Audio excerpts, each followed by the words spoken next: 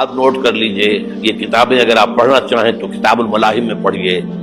بدترین عذاب عربوں پر آیا کھڑا ہے، سروں پر تنا ہوا ہے، بدترین. ایسی جنگ ہونی ہے الملحمۃ العظمیٰ، جس کو کہ میں بھی آپ کو گواہی پیش کر دوں گا، جسے کہا گیا ہے لاسٹ کروسیڈ. بش نے بھی کروسیڈ کا لفظ بول دیا تھا، پھر واپس لیا اس نے. نکل جاتی ہے جس کے منہ سے سچی بات مستی میں. فقیہ مصلحت بین سے اور ہندے بادہ خار اچھا، کروسیڈ کہہ کر پھر واپس لیا. یہ کروسیڈ،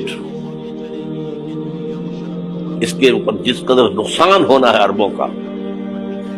گریٹر اسرائیل بنے گا، یہ عراق، شام، اردن، سعودی عرب کا کچھ شمالی علاقہ، ترکی کا جنوبی علاقہ، مصر کا صحرائے سینا، اور اس کے ساتھ ہی جو بہترین اس کا زرخیز ترین علاقہ ڈیلٹا آف نائل، یہ سب یہودیوں کے قبضے میں جائے گا.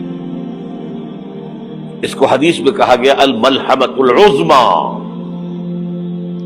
عیسائی 80 علم لے کر ہے مسلمانوں تم پر حملہ آور ہوں گے، اور ہر علم کے نیچے 12,000 فوج ہوگی، 9.5 لاکھ فوج. یہ نیٹو کی تیاری کس کے لیے ہو رہی ہے؟ جب یو ایس ایس آر کا خاتمہ ہوا تو پوچھا گیا تھا نیٹو چیف سے، اب کس لیے؟ تمہارا وہ دشمن تو ختم ہو گیا، اب ہمیں اسلامی فنڈامنٹلزم سے نمٹنا ہے. وہ جانتے ہیں خطرہ یہی ہے، اب اسلام ابھر سکتا ہے.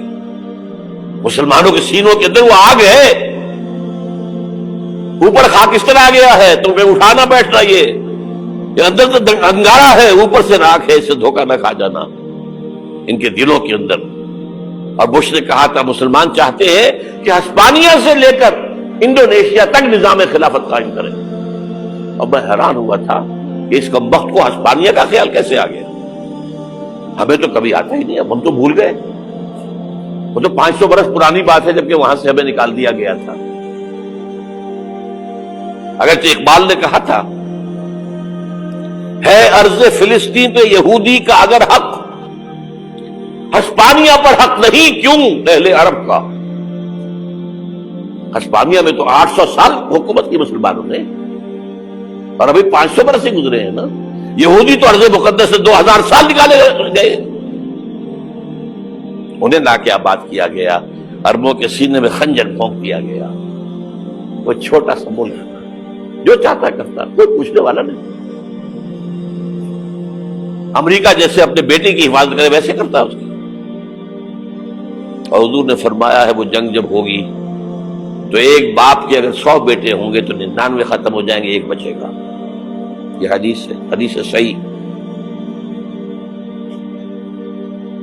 اور آپ نے فرمایا ویل للعرب من شر قد اقترب، عربوں کے لیے ہلاکت ہے، عربوں کے لیے بربادی ہے اس شر سے جو قریب آ چکی ہے.